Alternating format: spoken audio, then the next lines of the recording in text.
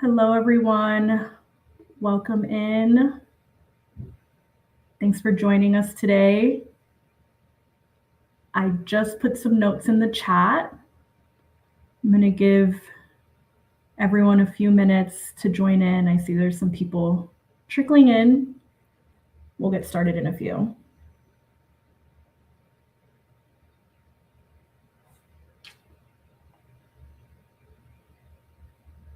Feel free to put your name and the name of your institution in the chat.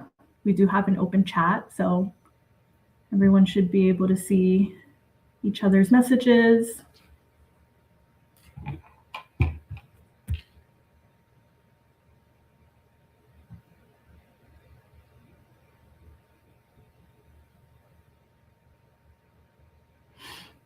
So a few more people join, so we'll get started shortly.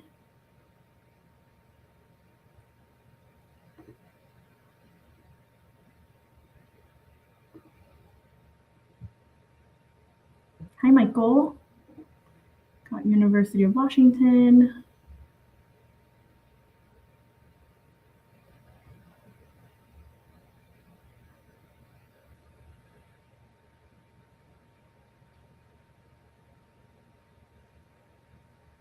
If you just joined us, feel free to put your name of the institution you're in the chat.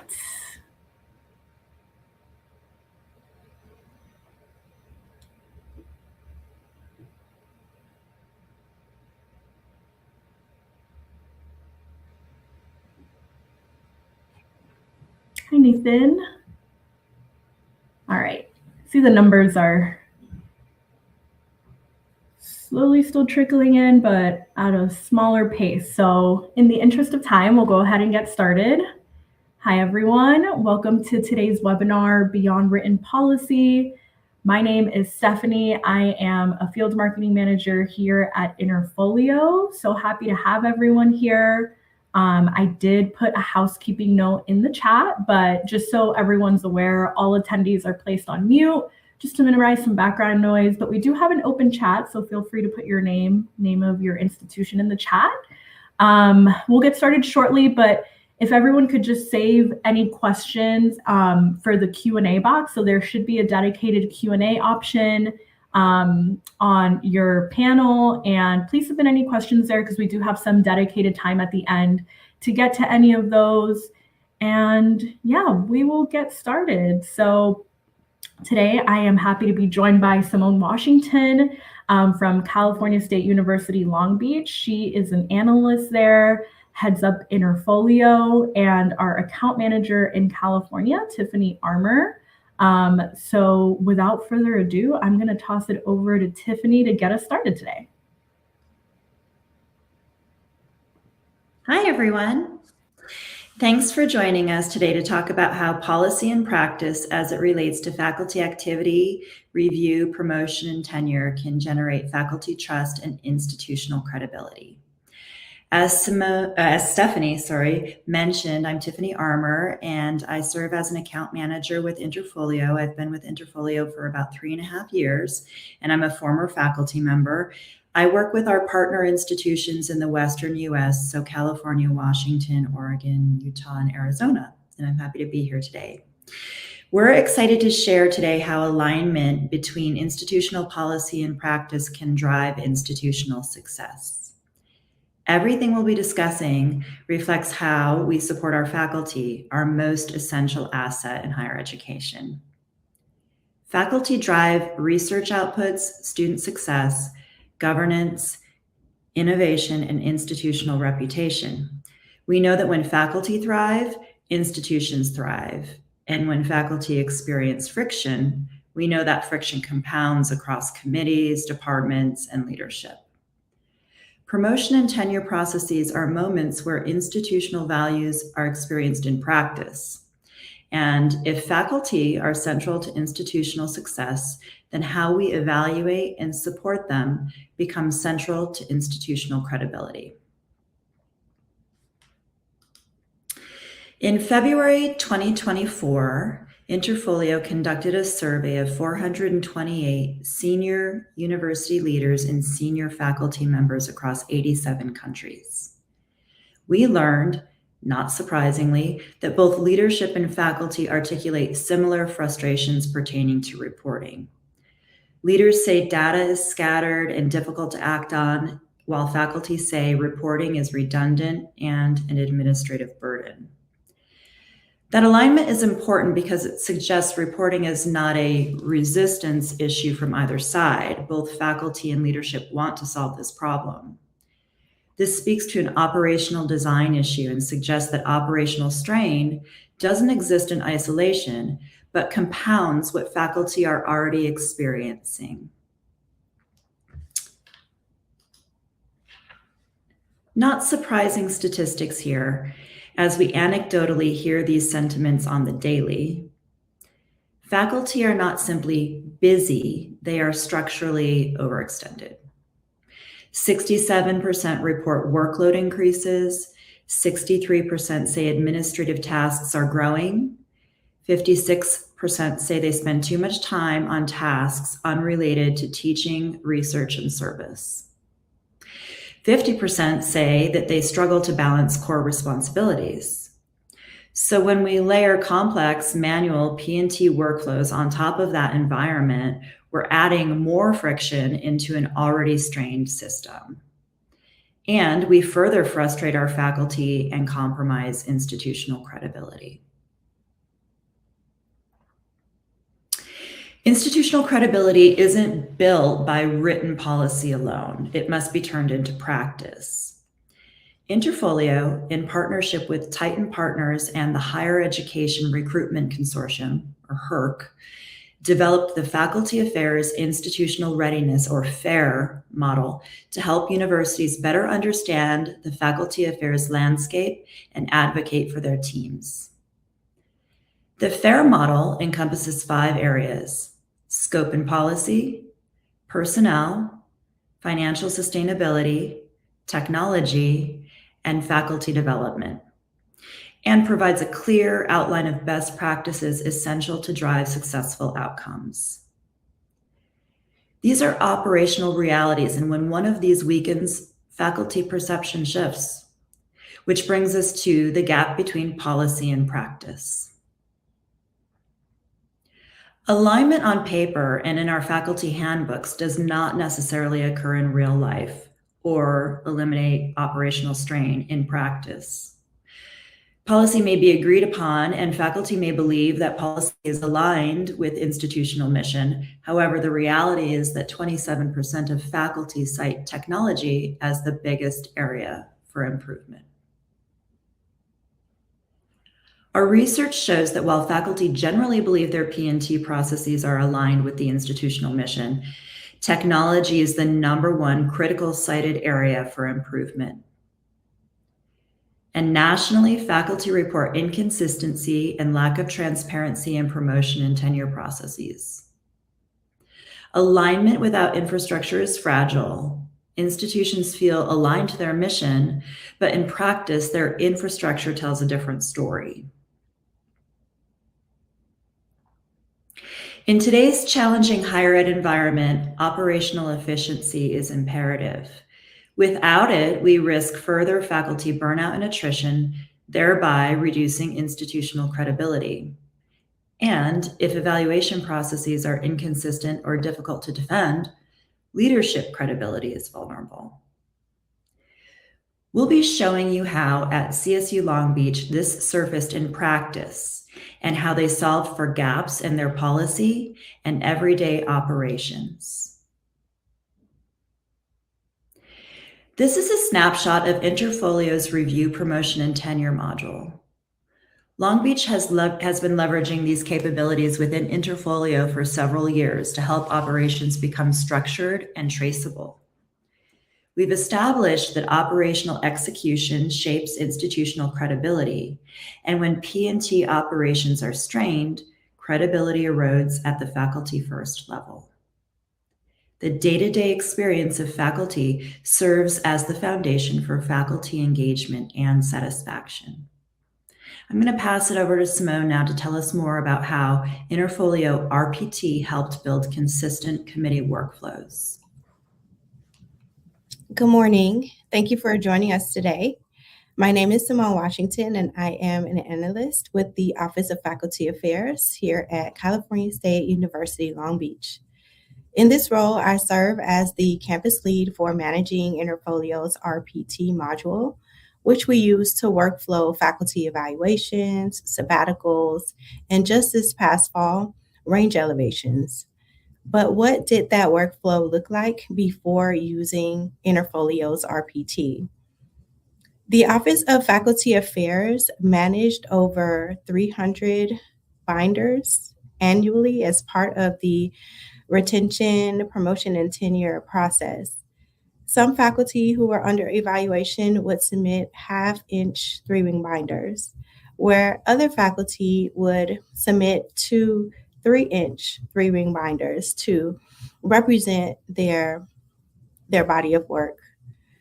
Uh, the submissions would also include publications that they have been a part of or authored during their evaluation period. So that could look like entire books, journals, magazines. So you can imagine the volume of just binders and books and paper that were accumulated over the just one evaluation cycle. Faculty who were under evaluation were restricted to a 5 p.m. deadline to submit their material, as the dean's offices usually closed by that time. The dean's offices were also responsible for storing these binders in secure locations for the department and college level reviews. And it's probably true on your campus as it is on ours that secure storage locations are quite hard to find. So this could look like an already full file room.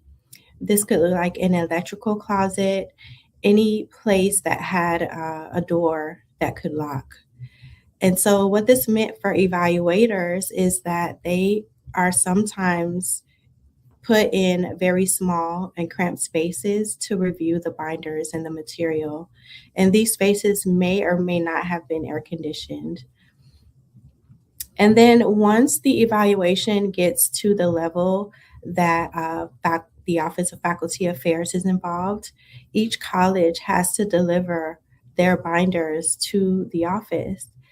And before joining the Office of Faculty Affairs team, I was at a college level, and so it was my responsibility to get our college's binders to the Office of Faculty Affairs for further evaluation.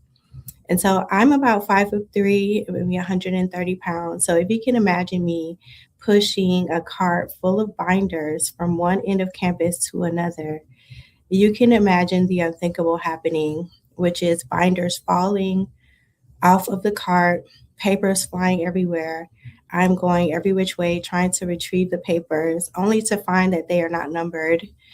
And just the amount of stress of trying to put these binders back together the way that they were submitted, understanding that this represents a person's body of work and will ultimately determine if they are granted tenure and promotion.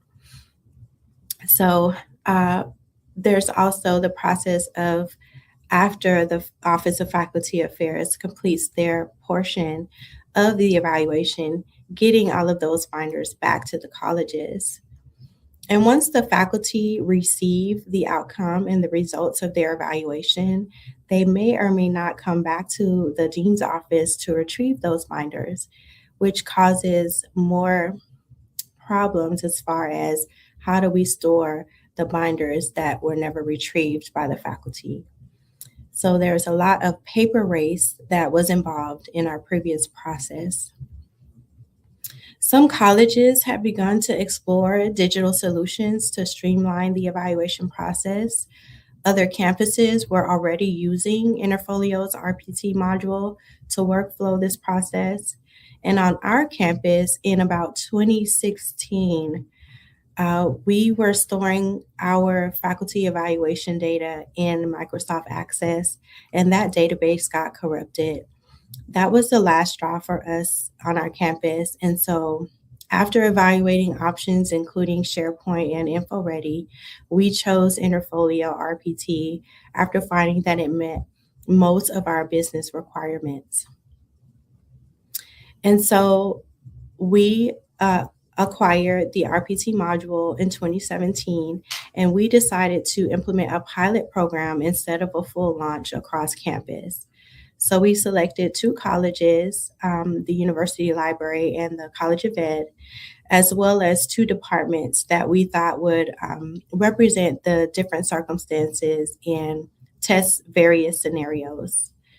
The project team, which was led by our business analyst, Liz Harris, announced the move to Interfolio to the campus community, offering support to the faculty to help them digitize their material. And we prepared a project team. We mapped out the RTP process, and we set deadlines for tasks to launch the pilot in fall of 2017. So our pre-planning actually started in spring of that same year. We created department and college units. We created committees, base templates, security roles, and updated settings. And we wanted to mimic the paper process that we had before.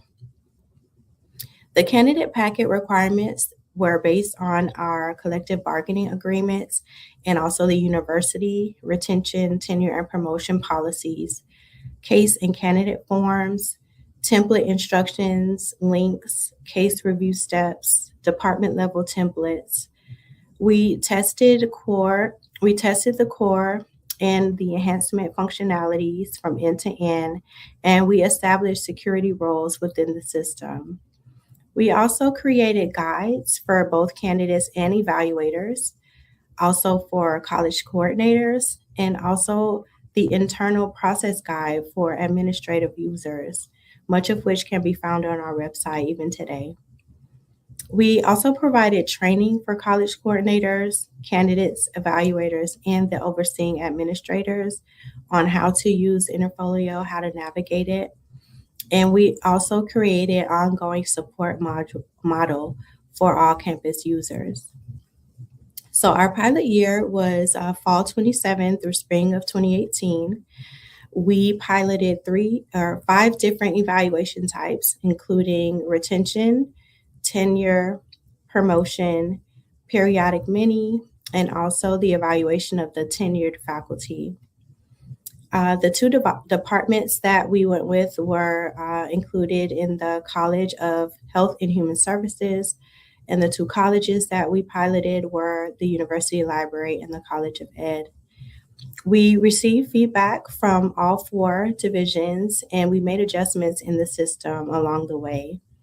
And after a successful pilot, the following fall, we did a full launch of Interfolio RPT across all 8 colleges and our one counseling center on campus. And during our full launch, we continued training and support for all candidates and evaluators and administrators. We offered workshops that coincided with the candidate packet deadlines. We offered open labs, which are drop-in sessions for candidates who needed help navigating Interfolio. We offered mini workshops during college meetings, and we offered one-on-one training in person or via Zoom for candidates and evaluators. Then the following fall, 2019, we expanded our use of Interfolio by adding sabbatical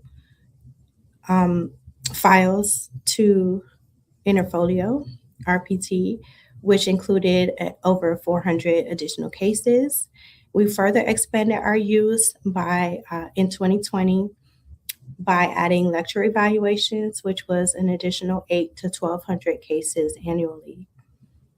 So some of the outcomes of transitioning from our paper process to using Interfolio included the most obvious one, which is eliminating the paper waste of creating binders. We also eliminated lost information, so we didn't have to worry about any corruption of files or any physical papers getting lost.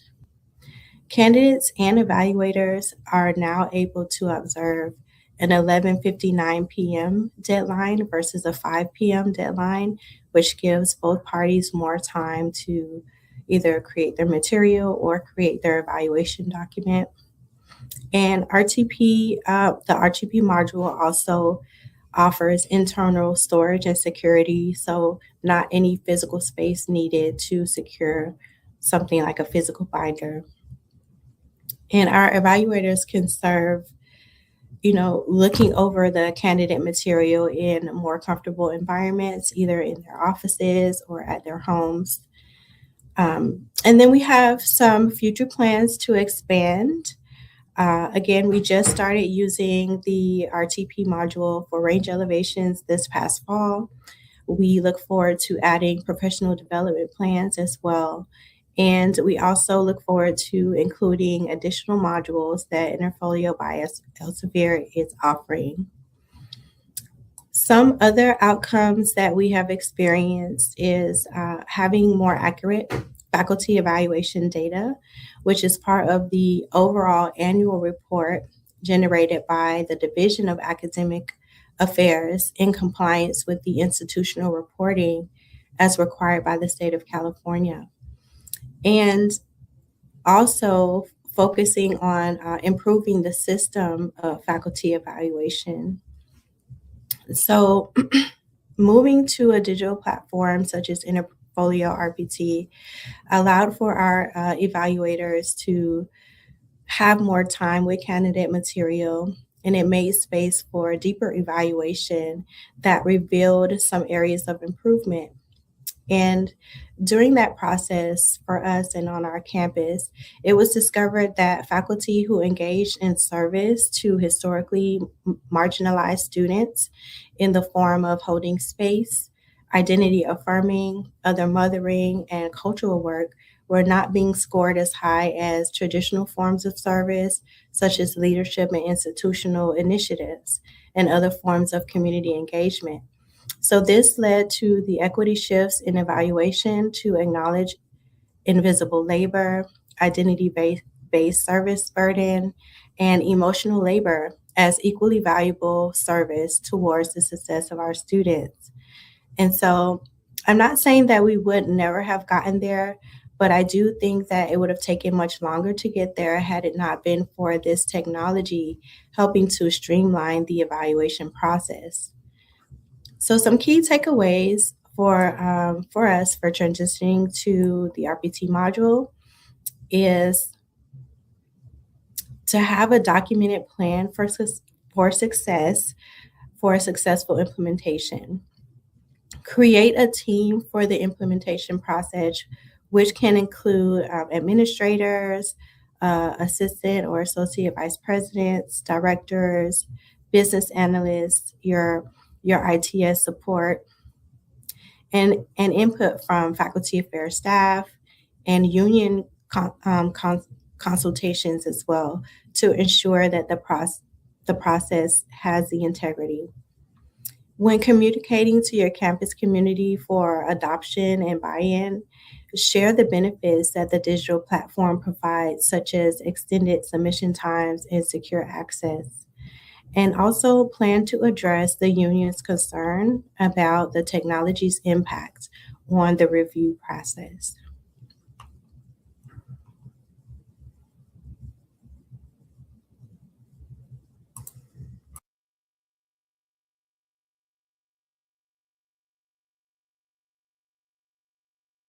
In summary, what we've learned is RPT can really help institutions operationalize policy so that committees can spend less time navigating logistics.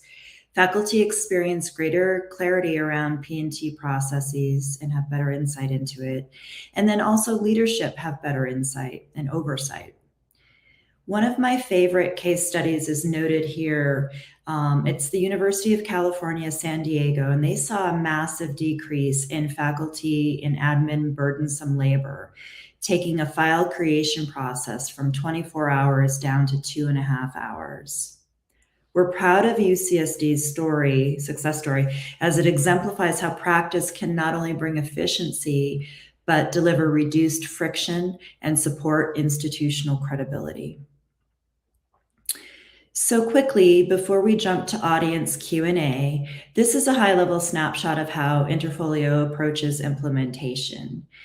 We assign an implementation manager and a project manager to walk beside you during the entire process through discovery, configuration, knowledge transfer, and application to ensure that your team is comfortable with the system post-implementation and then at launch or go live.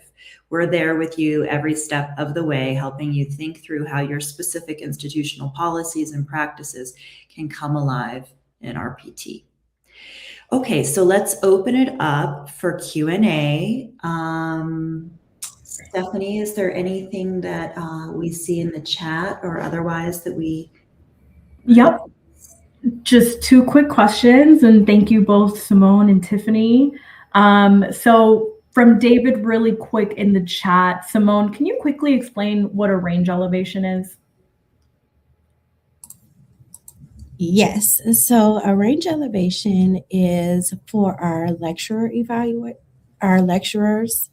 if they have been on a contract or been teaching for a consistent amount of time, and then they are eligible to apply for what we call a range elevation, which is increase in salary within the range that their position covers.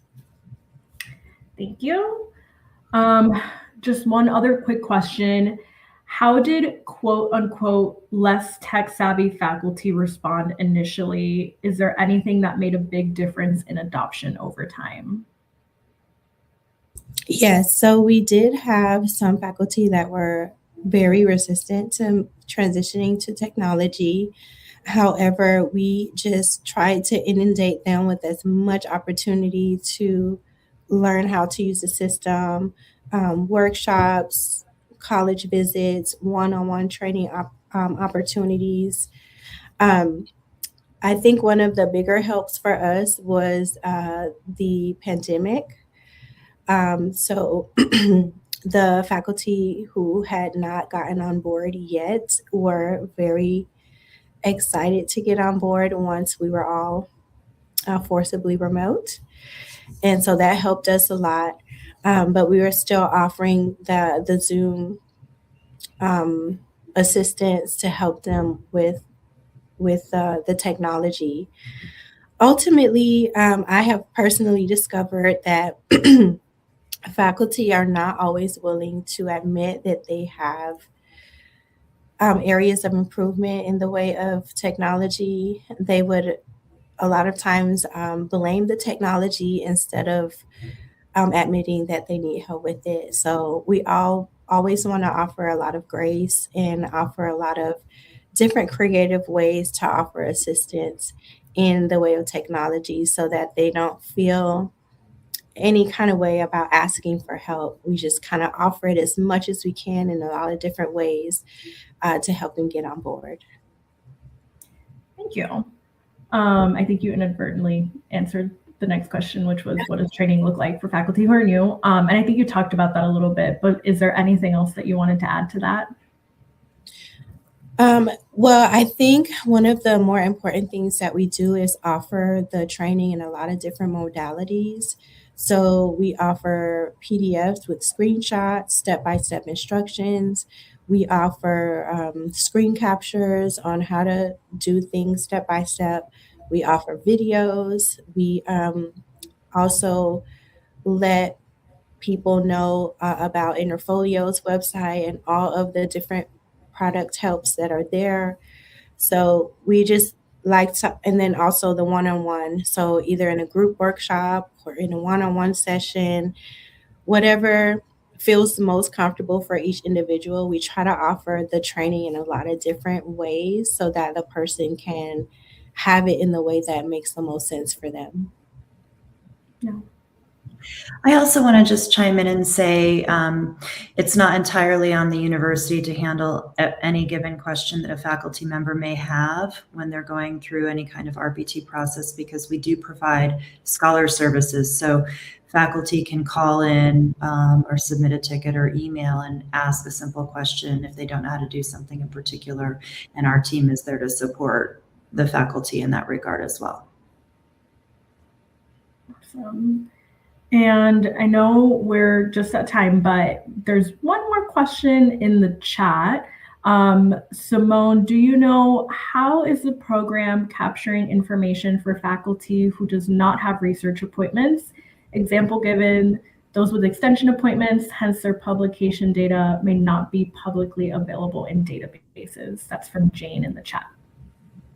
Yes, so according to our collective bargaining agreement and our university's retention, tenure, and promotion policies, we really set up Interfolio in the same process that is spelled out on those documents.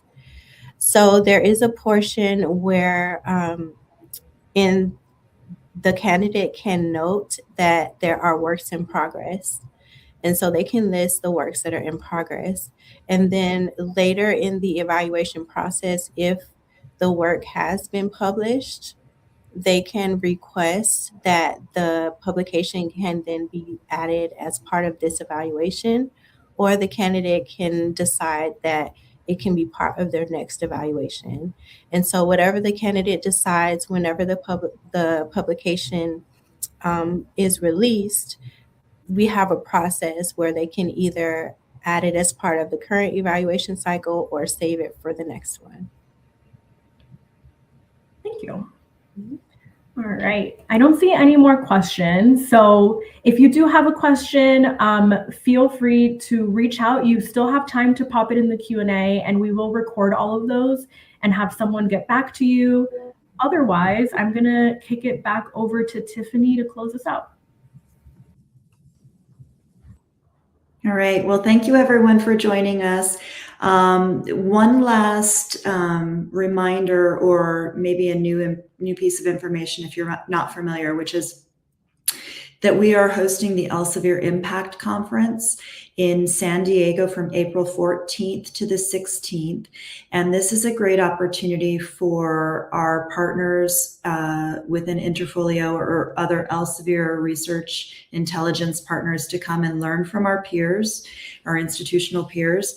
It is our peer-driven institutional conference, so it's an opportunity to learn how other universities and colleges may be using Interfolio. You can learn about how they're applying it to their RPT practices, as well as many other aspects of the Interfolio faculty information system. So it's still 3 weeks away, so there's an opportunity to register, and you can see on this slide here the link to register. If you have any questions, certainly drop it in the chat there.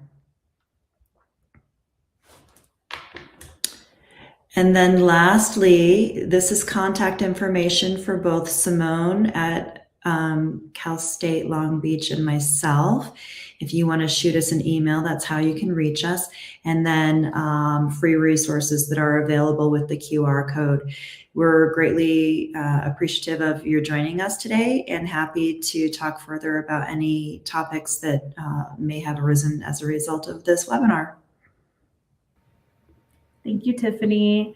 And before we wrap, I just quickly wanted to mention in the handouts tab, I know we cited a lot of different stats today, and Tiffany mentioned our faculty affairs institutional readiness model. There is a handouts tab, and there is a flyer in there with a report where all of that research data and the stats came from. Feel free to download that and share that around campus. And of course, everyone here will also receive a copy of the recording with a link to that as well. Thank you, Simone and Tiffany, and thank you all for joining. I hope everyone has a wonderful day. Bye.